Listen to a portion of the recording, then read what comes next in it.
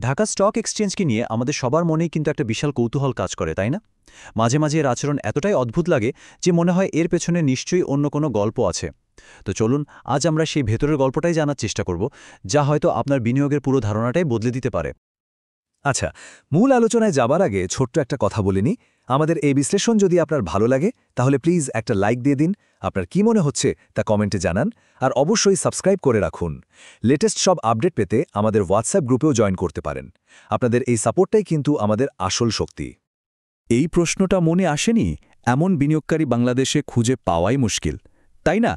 ভাবুন তো, দেশের অর্থনীতির খবর খুব একটা ভালো না, জিনিসপত্রের দাম বাড়ছে, রিজার্ভ নিয়ে চিন্তা। এরকম সময়েও ঢাকা স্টক এক্সচেঞ্জের ইন্ডেক্স তরতর করে বাড়ছে। এটা কিভাবে সম্ভব? এই যে একটা অসামঞ্জস্য, আজ আমরা এর পেছনের আসল কারণটা খুঁজে বের করব। তো প্রথমেই আমাদের এই ধাঁধাটা একটু বুঝতে হবে। একদিকে আমরা দেখছি দেশের অর্থনীতির বাস্তব চিত্র, আর অন্যদিকে শেয়ার বাজারের মতিগতি। দুটো প্রায় যেন সম্পূর্ণ ভিন্ন সুরে কথা বলে। দেখুন, আমরা সবাই সাধারণভাবে কি ভাবি যে দেশের অর্থনীতি ভালো চললে শেয়ার বাজারও ভালো চলবে, আর অর্থনীতি খারাপ হলে বাজার পড়বে। কিন্তু সত্যিটা হলো এটা গল্পের মাত্র অর্ধেক। বাজারে নিজস্ব কিছু শক্তিশালী নিয়ম আছে, যা অনেক সময় অর্থনীতির ভালো-মন্দ খবরে তোয়াক্কা করে না। তাহলে প্রশ্নটা হচ্ছে, যদি দেশের অর্থনীতি বা আমাদের মতো সাধারণ বিনিয়োগকারীরাই বাজারের মূল চালক না হয়, তাহলে এই খেলার আসল নিয়ন্ত্রক কারা? কার ইশারায় বাজার নাচে? এখানেই পুরো ছবিটা পরিষ্কার হয়ে যায়। একদিকে আমরা, অর্থাৎ ক্ষুদ্র বিনিয়োগকারীরা, আর অন্যদিকে প্রাতিষ্ঠানিক খেলোয়াড়রা। পার্থক্যটা আকাশ আর পাতালের মতো। আমরা যদি সাগরের বুকে ভেসে থাকা অনেকগুলো ছোট ছোট নৌকা হই, তাহলে প্রাতিষ্ঠানিক খেলোয়াড়রা হলো এক একটা বিশাল এয়ারক্রাফট ক্যারিয়ার। ওরা চাইলেই সাগরে বিশাল ঢেউ তুলতে পারে। ওদের হাজার হাজার কোটি টাকার পুঁজি, ঠান্ডা মাথায় নেওয়া সমন্বিত কৌশল আর শুধুমাত্র মুনাফার দিকে লক্ষ্য রেখেই ওরা বাজারের গতিপথ ঠিক করে দেয়। এই চার্টটা দেখলেই ব্যাপারটা আরও পরিষ্কার হয়ে যাবে। যদিও এটা একটা আনুমানিক চিত্র, কিন্তু ঢাকা স্টক এক্সচেঞ্জের বাস্তবতার খুব কাছাকাছি একটা ধারণা দেয়। দেখুন, ক্ষুদ্র বিনিয়োগকারীর সংখ্যা হয়তো সবচেয়ে বেশি, কিন্তু বাজারের মোট টাকার খুব সামান্য একটা অংশই আমাদের নিয়ন্ত্রণে। বেশিরভাগ টাকাই আসলে স্পন্সর, ডিরেক্টর আর বড় বড় দেশি বিদেশি প্রতিষ্ঠানের হাতে। সুতরাং এটাই হলো সবচেয়ে বড় সত্যিটা। বাজার হাজার হাজার রিটেল ইনভেস্টরের আবেগে চলে না। বাজার চলে হাতে গোনা কয়েকজন বড় খেলোয়াড়ের ইশারায়। তাদের বিপুল পুঁজির জোরে তারা বাজারকে যেদিকে নিতে চায়, বাজার সেদিকেই যেতে বাধ্য হয়। এখন আমরা বাজারের সবচেয়ে ইন্টারেস্টিং একটা বিষয় নিয়ে কথা বলবো। এমন একটা ধারণা যা বাজারের স্বাভাবিক আচরণকে ব্যাখ্যা করে এবং আপনাকে হয়তো একটু অবাকও করে দেবে।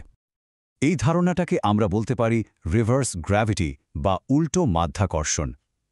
ব্যাপারটা ঠিক এরকম, পৃথিবীতে কোনো জিনিস হাত থেকে ছেড়ে দিলে সেটা যেমন সোজা নিচে পড়ে, শেয়ার বাজারের চরিত্র ঠিক তার উল্টো। একে অনেক শক্তি দিয়ে নিচে নামাতে হয়, কিন্তু যেই সেই চাপটা সরে যায়, এটা আবার নিজে থেকেই ওপরের দিকে উঠতে শুরু করে। কিন্তু প্রশ্ন হল, কেন বাজারের এই অদ্ভুত উপরের দিকে যাওয়ার প্রবণতা? এর পেছনে লুকিয়ে আছে বিরাট একটা স্বার্থ, একটা শক্তিশালী আর্থিক ইনসেন্টিভ। আর এখানেই হচ্ছে আসল রহস্য। এই বড় প্রতিষ্ঠানগুলোর ব্যবসার মডেলটাই এমন যে বাজার উপরে উঠলে তাদের লাভ। ভাবুন, তারা হাজার হাজার কোটি টাকার অ্যাসেট ম্যানেজ করে, আর তার উপর একটা নির্দিষ্ট পার্সেন্টেজ ফি হিসেবে আয় করে। তো বাজার যখন বাড়ে, তাদের পরিচালনা করার সম্পদের মোট মূল্য বেড়ে যায়, আর তার সাথে সাথে তাদের নিজেদের আয়ও রকেটের গতিতে বাড়ে। একটা সহজ হিসাব দিলেই ব্যাপারটা পানির মতো পরিষ্কার হয়ে যাবে। ধরুন, একটা ফান্ড 10,000 কোটি টাকা ম্যানেজ করে, 1.5% ফি নেয়। মানে বাজার ভালো থাকলে তাদের আয় হয় 150 কোটি টাকা। কিন্তু কোনো কারণে বাজার যদি 30% পড়ে যায়, তাহলে ওই 10,000 কোটি টাকা কমে হয়ে যাবে 7,000 কোটি। আর তখন তাদের আয়ও কমে দাঁড়াবে 105 কোটিতে। ভাবা যায়, এক ধাক্কায় 45 কোটি টাকার ব্যবধান। এই বিশাল আর্থিক ক্ষতি এড়াতে তারা কি চাইবে না যে বাজার সবসময় ওপরের দিকেই থাকুক? অবশ্যই চাইবে। আচ্ছা, তাহলে বোঝা গেল যে তারা বাজারকে উপরে তুলতে চায়। কিন্তু প্রশ্ন হল, তারা এটা করে কিভাবে? চলুন তাদের সেই খেলার কৌশলটা একটু বোঝার চেষ্টা করা যাক। এই খেলাটার একটা মজার নাম দেওয়া যায়, পাসিং দ্য পার্সেল। ধরুন, একটা শেয়ারের দাম 100 টাকা। একটা বড় প্রতিষ্ঠান, ধরা যাক ক, সেটাকে 101 টাকায় কেনার অর্ডার দিল।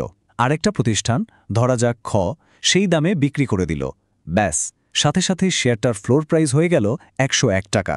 এরপর হয়তো খ প্রতিষ্ঠান 102 টাকায় কেনার অর্ডার দিল। এভাবে তারা নিজেদের মধ্যে লেনদেন করে ধীরে ধীরে শেয়ারের দামটাকে বাড়িয়ে তোলে, এতে একটা কৃত্রিম মোমেন্টাম বা গতির সৃষ্টি হয়। আর ঠিক এই সময়ই আমাদের মতো সাধারণ বিনিয়োগকারীরা মাঠে নামে। আমরা যখন দেখি যে একটা শেয়ারের দাম চার্টে হু করে বাড়ছে, ভলিউমও বাড়ছে, তখন আমাদের মধ্যে একটা ফিয়ার অফ মিসিং আউট বা ফোমো কাজ করে, মানে এই ট্রেন্ডটা মিস হয়ে যাবে না তো, এই ভেবে আমরাও সেই শেয়ারে ঝাঁপিয়ে পড়ি। আর এর ফলে বড় খেলোয়াড়দের তৈরি করা ছোট ঢেউটা একটা বিশাল সুনামিতে পরিণত হয়, যা দামকে আরও অনেক উপরে নিয়ে যায়। সবচেয়ে অবাক করার মতো ব্যাপার কি জানেন? এই পুরো ব্যাপারটা কিন্তু আইনের চোখে অবৈধ না।